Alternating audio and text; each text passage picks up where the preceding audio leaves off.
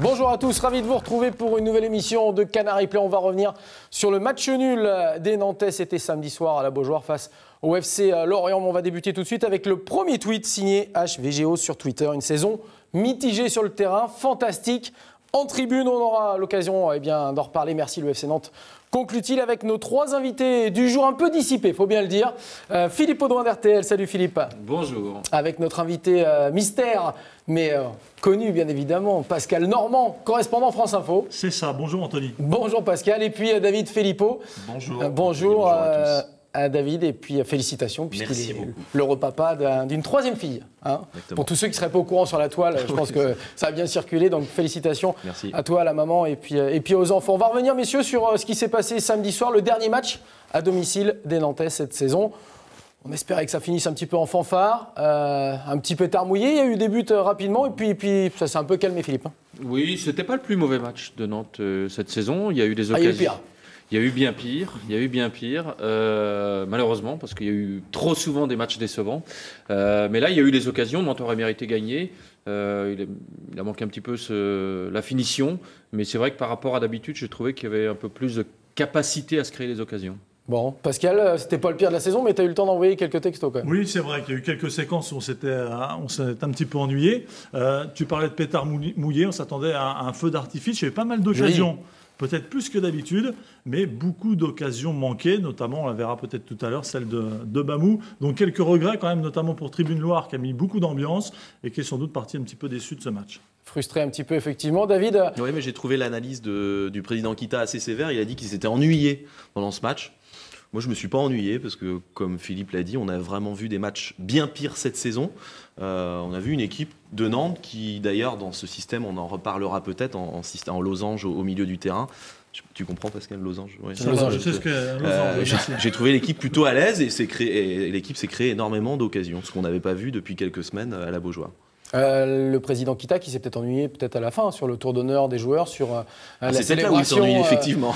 Parce que ça a dû être long pour eux. C'est vrai qu'on a beaucoup encensé, on y reviendra, l'entraîneur, les joueurs, mais pour le président et pour les dirigeants, il n'y a pas eu vraiment de mots. Il n'y a jamais d'ailleurs. Et cela dit, sur la plupart des stades aussi de Ligue 1, on n'entend pas non plus le nom du président scandé par les supporters. C'est très très rare.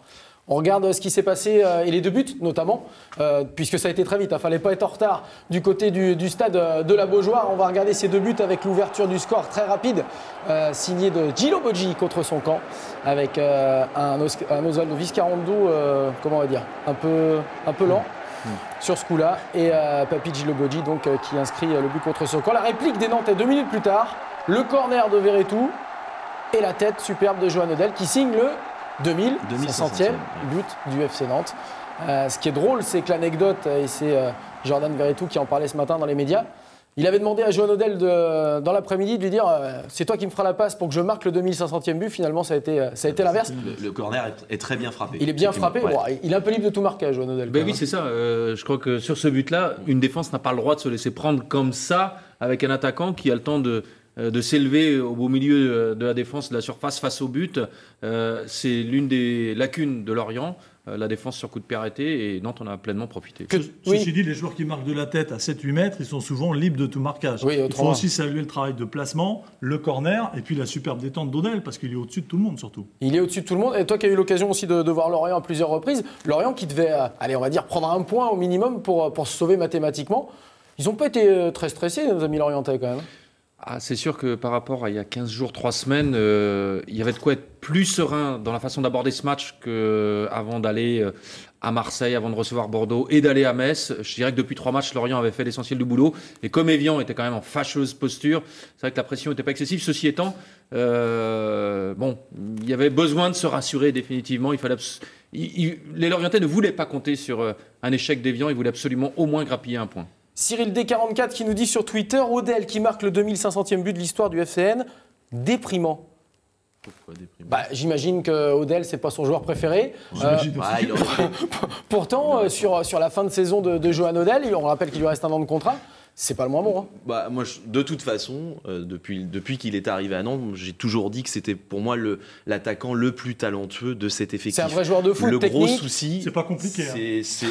Le gros souci, c'est que il met des tacles. Il vient pas souvent, mais quand il vient, il vient pas pour rien. Après, il sait qu'il reviendra pas. Il reviendra même plus à Nantes. Donc, regardez l'action de Bamou tout à l'heure. On va en reparler, mais je sais que t'as quelque chose contre Yacine Bamou. Le gros souci avec Johan Odell, c'est qu'il est régulièrement blessé. Voilà, c'est ce qui l'a freiné tout au long au fil de son expérience à Nantes. Et pourtant, plus les saisons passent et plus Johan Odell joue de match. On a regardé, il en est à 17 ou 18 matchs cette saison, ce n'est que la moitié du championnat. Mais plus les années passent et plus il en joue. Donc ça veut dire que peut-être ces blessures vont peut-être être derrière lui. Ça fait beaucoup. Ça fait pas beaucoup quand même. 17-18 matchs sur une saison.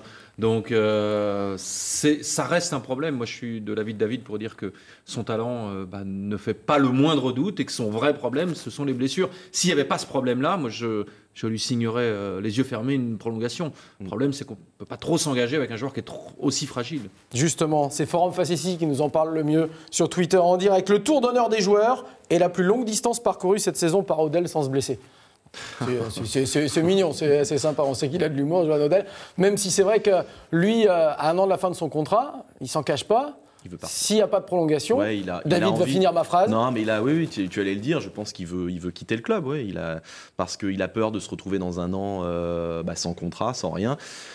Et puis il a envie de jouer davantage. Parfois, il n'était pas blessé, il était sur le banc, et je sais que ça l'a un petit peu. Il était un petit peu déçu de ne pas être titulaire, donc il a envie de voir autre chose. Et on en parle aussi du côté de Lorient d'ailleurs. Oui, parce qu'il y a 10 ans, il a été prêté à Lorient. Je crois qu'il appartenait à Lille à ce moment-là. Exact. Et c'est là qu'il se révèle avec Lorient, qui était à l'époque en Ligue 2. Il avait largement contribué à la montée en Ligue 1. Et lui, il a gardé d'excellents souvenirs. Et à Lorient, on a gardé également d'excellents souvenirs de Johan Odell. Lorient avait même cherché à le recruter au mois de janvier, pendant le mercato d'hiver, et n'a pas oublié complètement Johan Odell pour l'an prochain. Bon. Philippe, justement, tu nous parlais tout à l'heure de ce match où il y a finalement eu des occasions. On vient de voir les 2 buts, mais il y a les 3 occasions que vous allez voir de l'ami de Pascal Normand. Yacine Bamou, on va aller voir ses actions tous ensemble avec, dès la première période. Vous allez le voir, cette longue ouverture de Jordan Verretou, magnifique. Le contrôle, il est sublime. Et puis derrière, petit extérieur pied droit, peut-être pas la meilleure solution pour Yacine Bamou que l'on revoit là. Le contrôle, il est superbe. C'est pas facile. C'est pas facile. On va le retrouver, Yacine Bamou, on va en reparler. Sur un terrain, sur une action Johan comme ça. Pour Jordan Verretou, encore lui, il pique, il trouve parfaitement Yacine Bamou et le ballon est contré au dernier moment. Est-ce que c'est peut-être pas la meilleure solution, cette frappe à ras de terre un peu molle? Ouais, mais enfin, il a quand même pas de chance que le défenseur. Mais il n'a pas de chance. Et la dernière, on va en reparler. La dernière, ce centre et la reprise de volée de Yacine Bamou qui est superbe. Celle-là, elle est magnifique. Et derrière, c'est la deuxième, je suis d'accord. La deuxième occasion, oui, peut-être. On peut pas dire il n'a pas de chance. Il y avait un joueur de foot en face de lui pour contrer le ballon. Il est tout seul. Il y a un joueur en face. Il y a un but qui fait 7 mètres de large. Il doit la mettre là. Voilà, on peut le revoir en même temps qu'on discute de ces 3 occasions de Yacine Bamou. Sur les deux autres, c'est plus compliqué. Ou alors il joue c'est plus contestable. Ou alors il joue tout seul. Ce qui me fait rigoler, c'est que si Lamine Koné, parce que ça se joue à quoi? Allez, à 3-4 cm. Si Lamine Koné n'a pas son talon à 3-4 cm près pour contrer ce ballon, il y a but et personne ne trouve rien à redire du geste de Yacine Bamou. Il y en a qui vont peut-être ne pas cadrer leur tir. On en a connu à Nantes. Avec des si, Nantes serait champion de France, Philippe Audouin. Peut-être même pas. Même pas. Non mais en tout cas, ce qui est bien, c'est que Yacine Bamou, qu'on n'a pas beaucoup vu dans ce match, dans ce rôle de numéro 10, c'était un espèce de faux meneur de jeu. On l'a pas assez vu, Pascal. On l'a vu sur certaines séquences. Moi, je ne veux pas tout jeter sur Yacine Bamou. Il s'est créé des occasions. Le plus important pour un attaquant, c'est de se mettre en situation qu'on puisse se servir et qu'il aille mettre en danger le gardien adverse. Il faut signaler que Benjamin Lecomte a été très bon. Moi, l'enseignement que je tire de ce match, c'est qu'est-ce qu'on peut être pour être dans les 10 premiers, dans les 8 premiers du championnat de France, faut avoir de grands attaquants. Et ça c'est pas une nouveauté. À Nantes, on le sait. Il y avait ce problème-là cette année. Il vient mettre le doigt, on n'avait jamais pensé à ça. Voilà, Valdemar-Kita, c'est ce qu'il a à faire. Mais ça, tout le monde en est bien conscient. Effectivement. Le meilleur buteur, c'est Jordan Verretou à 7 buts. Dont 4 pénaltys. Et ensuite, le premier attaquant, c'est Bamou, je crois, avec 4 buts. Avec 4 buts, 4 passes décisives, effectivement. Jobel Time qui nous dit sur Twitter, l'inefficacité devant le but samedi soir est affligeante, limite honteuse. Vivement un attaquant pour la saison prochaine. jeune, un ami de Pascal Lormand. C'est le reflet de la saison, je trouve, ce match. Ouais. C'est vraiment le reflet de la saison, ce match, je trouve. Oui, non, Pascal n'est pas d'accord non plus. Non, parce qu'il y a eu des matchs, vous disiez tout à l'heure. Vous avez vu tous les matchs du FC Nantes ? Non, mais vous disiez tout à l'heure, c'est mieux que d'habitude. Vous ne pouvez pas dire le contraire 5 minutes plus tard. Non, il y avait des belles séquences. Il y avait des belles séquences. Et il y a eu des matchs moins bons, il y a eu des matchs moins bons. Voilà. Là où on s'est moins ennuyé que d'habitude. Le reflet, c'est que cette équipe manque de réalisme. Voilà. Et c'est vrai que c'est un petit peu le reflet de la saison. Une équipe qui va marquer un but. Et puis derrière, il y a eu 6 tirs cadrés quand même, côté nantais, un seul côté lorientais. Il y a une grosse domination nette et sans bavure des Canaries face à Lorient. Mais une fois encore, eh bien, l'inefficacité nantaise était bien présente. On va regarder parce qu'il s'est passé aussi d'autres choses, notamment 2 gestes que moi j'ai pas du tout aimé. Ce sont les tacles à répétition du Lorientais Ndong. Regardez les images. La première sur Papi Djilobodji, qui n'a même pas un jaune. Oui, là, c'est pas même. Même pas un jaune. Et la deuxième, sur Jordan Verretou, regardez, plam, sur le pied. Oui. Alors là, il va prendre un avertissement, le milieu de terrain lorientais, mais il aurait pu ne pas écrase finir le match. mais là, ça le mérite pied. rouge. Ouais. Et là, il s'en sort bien. Et en plus, après, derrière, il va chambrer Papi Djilobodji, ce qui n'est pas non plus extraordinaire. Ça aurait pu avoir une autre tournure quand même avec un rouge pour Ndong. Oui, on a aussi vu des équipes jouer à 10 et résister. Toulouse, par exemple, qui jouait à 11 contre 10 à Guingamp samedi pendant une demi-heure quasiment, n'a pas réussi du tout à remonter. Donc on ne sait pas ce que ça aurait donné, mais oui, c'est sûr que je suis d'accord sur ce coup-là. Ndong n'aurait pas dû terminer le match. Écrivons-en, je ne sais pas trop comment le prononcer, sur Twitter, qui nous dit une très belle saison, notamment aussi dans les tribunes, vivement la prochaine. Et c'est vrai que les supporters ils vont être obligés de patienter 2-3 mois pour retrouver le stade de la Beaujoire. On regarde le classement parce qu'il ne reste plus qu'une journée. Le déplacement à Lens, ce sera samedi prochain. À Amiens, ouais. Et ce sera du côté du stade de la Licorne à Amiens. Puisqu'il avait bien répété Pascal Lormand, mais il était un petit peu en retard là, de ce côté-là. 13e, le FC Nantes. Alors, les dirigeants, l'entraîneur, les joueurs qui voulaient finir dans les 10 premiers, c'est râpé. Ouais, c'est fini. Ouais, là, c'est un échec sur les dernières journées ? Oui, parce que je pense que Nantes a quand même passé les 3/4 de la saison dans les 10 premiers. Ils s'étaient fixé ça comme objectif les dernières semaines et ils ont échoué. Ils avaient, je pense, les moyens de... Il leur manquera pas beaucoup de points finalement pour être dans les 10. Et finalement, la saison dernière, si on remet les 3 points de Bastia, ils étaient 8e la saison dernière. En termes de points, et sera meilleure que celle-ci. Chris Mukunku qui nous dit, quand tu réalises que le FC Nantes a marqué 29 buts en 37 matchs et que Cristiano Ronaldo en a marqué 45 en 34 rencontres jouées, effectivement on est loin du compte, mais bon, après on n'est pas sur le même type de profil de joueur. Mais je trouve quand même qu'avec cette attaque aussi faible, 29 buts marqués sur un championnat... C'est la pire de l'histoire. C'est la pire de l'histoire. Pour à égalité 2007, 29 buts aussi, à la fin de la saison. Il reste un match pour battre ce chiffre. Et ce sont quand même des chiffres qui font peur. Je trouve que s'en sortir, pour se maintenir sans frayeur avec ça, je dis chapeau. Je dis Nantes s'en tire bien. Et je trouve que Nantes est à sa place. Pour moi, Nantes, dans la première moitié de tableau, n'aurait pas été à sa place. Ça aurait été vraiment, je dirais pas une imposture, mais quand même, ça n'aurait pas été très flatteur pour le championnat de France. On le sait, Pascal, c'est un manque à gagner généralement que de terminer 13e, 14e au lieu d'être 9e ou 10e. Il y a plusieurs centaines de milliers d'euros d'écart. Ça n'a pas plu au président Kita notamment. Ouais, je ne sais pas bien le rapport qu'il entretient avec l'argent, mais évidemment, quand vous êtes président... On peut te donner un petit échantillon. Mais je crois comprendre, oui. Mais c'est vrai qu'évidemment, si vous pouvez gratter un petit billet en fin de saison, c'est toujours plus appréciable. Mais je pense que c'est surtout par rapport à l'image du club, au jeu véhiculé, terminer 13e, voir des équipes comme Guingamp au-dessus, des équipes qui n'ont pas forcément un budget plus important au-dessus, c'est toujours dommageable pour l'image du club. Enfin, il faut toujours resituer aussi dans son contexte le fait que Nantes abordait une saison difficile du fait de son interdiction de recrutement. Même si ça avait été anticipé tant bien que mal en allant chercher un attaquant Cherter dont on sait qu'il n'avait pas le niveau. Donc finalement, il a fallu ramer. Donc on peut avoir de l'indulgence si Nantes s'est retrouvé derrière des clubs comme Guingamp. C'est vrai qu'à l'avenir, si Nantes ne parvient pas, je dirais, à progresser de quelques places dans la hiérarchie, il faudra se poser des questions. Je ne suis pas spécialement optimiste d'ailleurs pour la suite parce que je ne vois pas bien le projet de ce club. Mais alors justement, c'est très bien, on va en reparler, mais rappelez-vous ce qu'on disait justement à l'issue de la saison précédente. Ce qui va être le plus dur pour les Nantais, c'est de confirmer la deuxième saison. Finalement, ils s'en sortent sans véritable... Ils sont recrutés, comme l'a dit Philippe. Et puis sans véritable pression.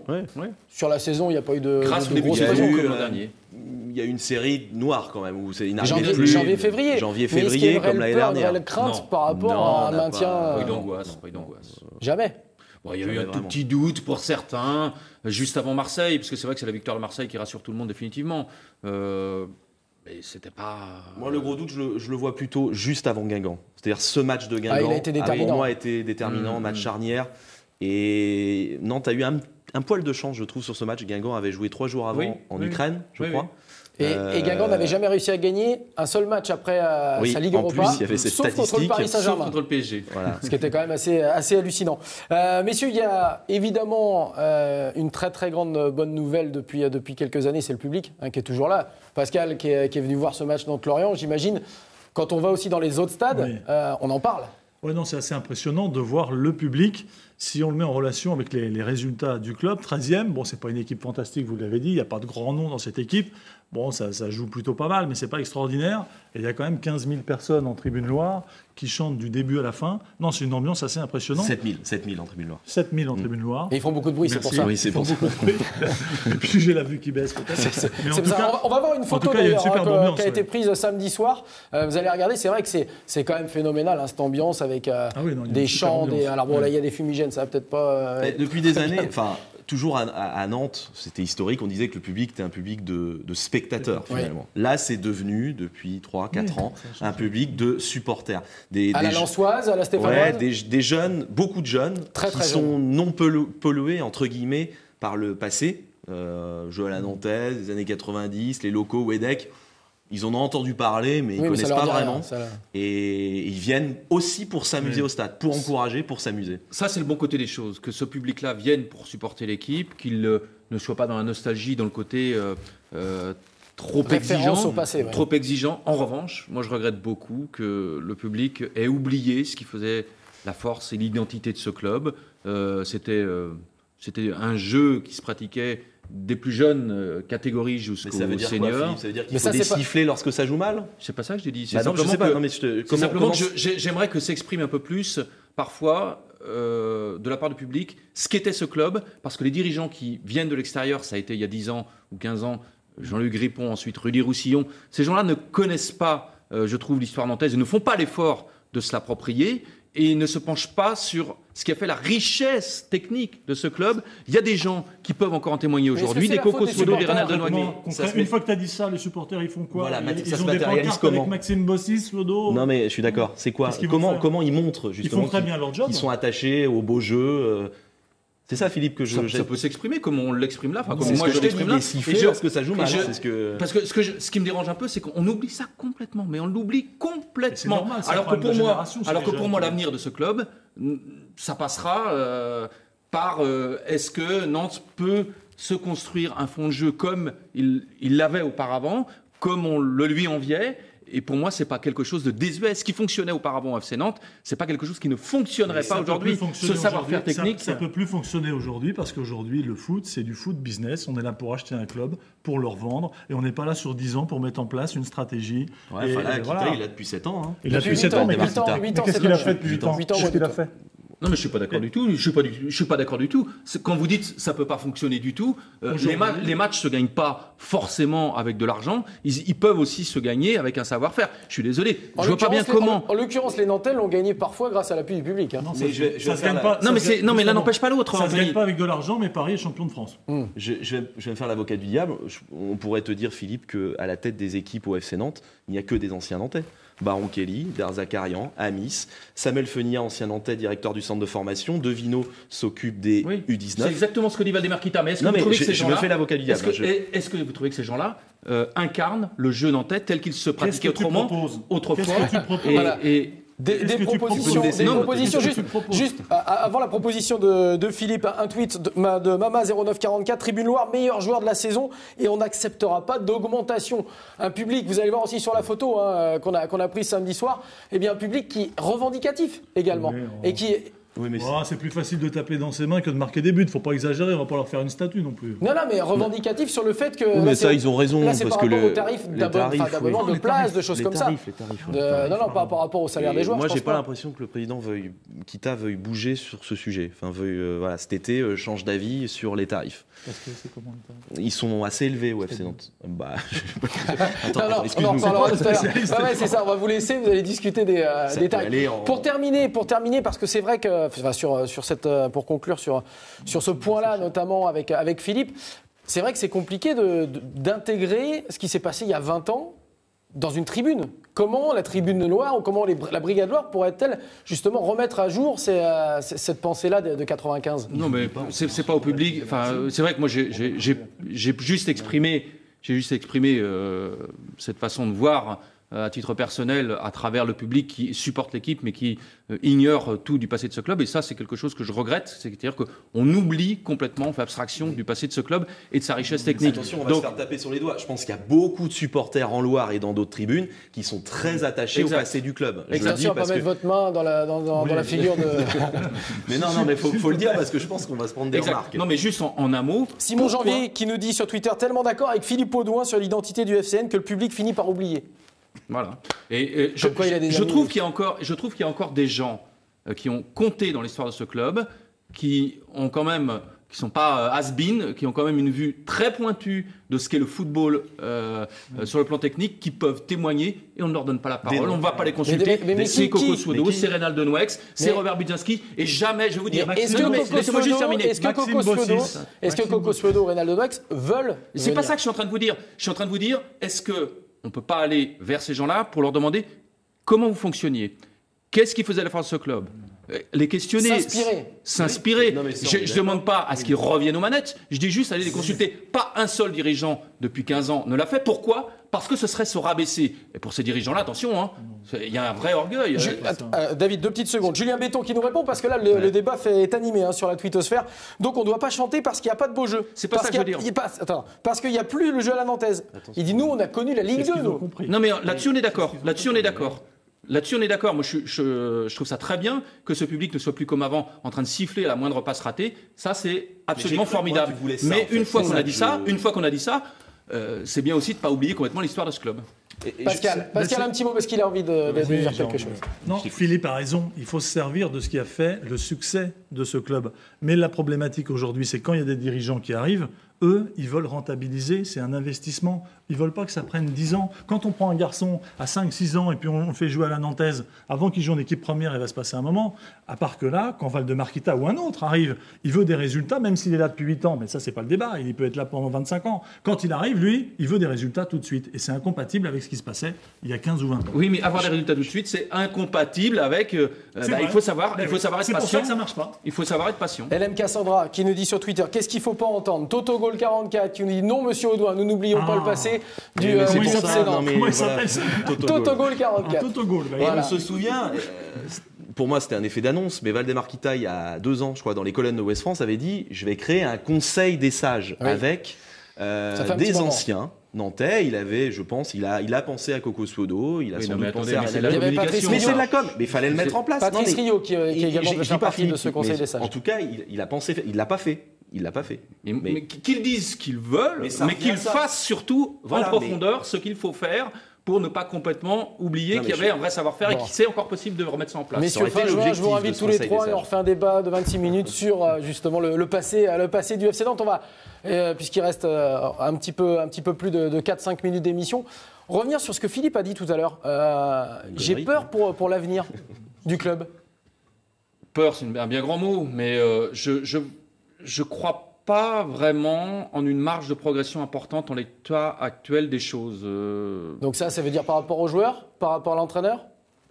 Par rapport aux joueurs d'abord, je vois pas comment des joueurs très cotés pourraient venir et faire progresser cette équipe.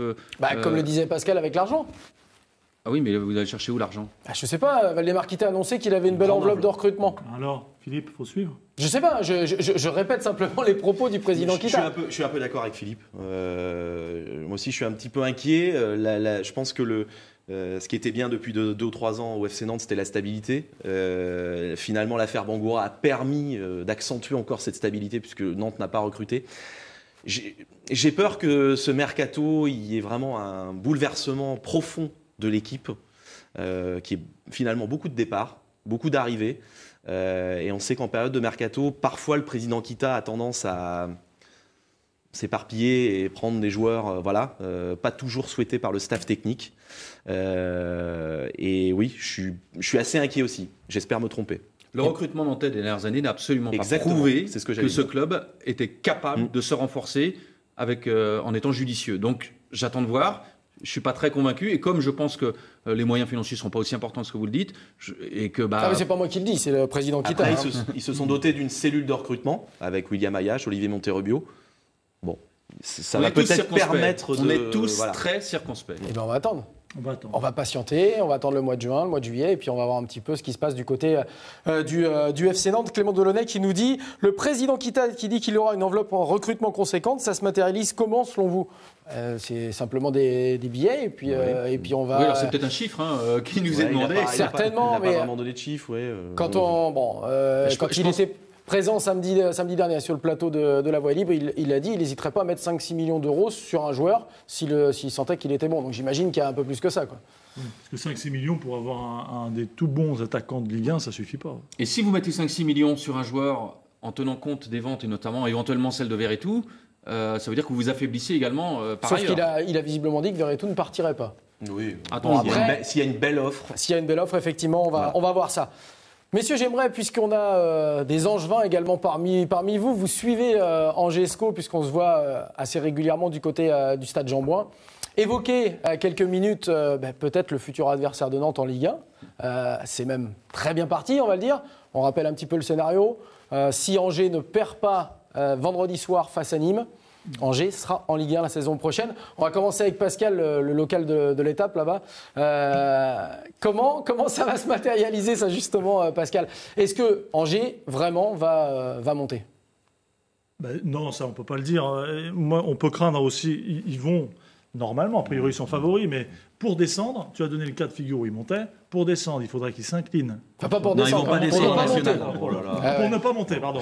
C'est David Philippot qui il me donne des coups de pied depuis l'émission. Du coup, c'est difficile de parler. Non, puis son Bermuda vous a troublé aussi. Pour ne pas monter, il faudrait s'incliner à domicile contre Nîmes et que dans le même temps, Nancy gagne à Dijon. Donc c'est a priori assez invraisemblable, mais sait-on jamais. Bon, ceci dit, ils sont très bien partis pour monter. Ça va se faire au forceps, si ça se fait, mais c'est mérité. Ils ont fait une belle saison, ils ont le meilleur joueur de Ligue 2. On parlait de bon attaquant tout à l'heure, un garçon comme Kodjia, parce qu'on n'est pas obligé d'avoir de l'argent. À Nantes, on peut être intelligent. On peut avoir des idées. Pascal, Kodjia, c'est 4 millions d'euros minimum. Oui. Non, c'est pas ça. Non, mais juste un mot. Ils l'ont acheté combien?